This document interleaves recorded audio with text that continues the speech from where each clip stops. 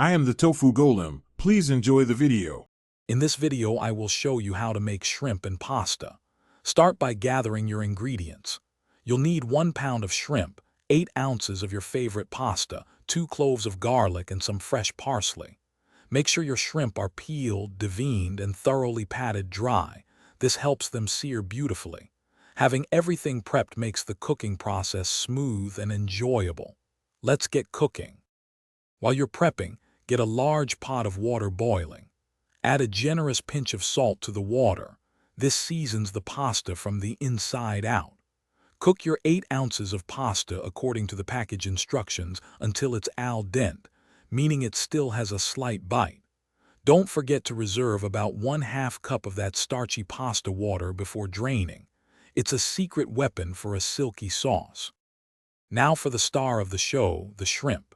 Heat 2 tablespoons of olive oil in a large skillet over medium-high heat.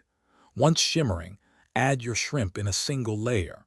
Cook them for just 2 to 3 minutes per side until they turn pink and opaque. Be careful not to overcook them, as they can become tough. Remove the cooked shrimp from the skillet and set them aside for a moment. In the same skillet, add your chopped garlic and sauté for about 1 minute until fragrant. Then, add your cooked pasta, the perfectly sautéed shrimp, and 1/4 cup of fresh parsley. Toss everything gently to combine.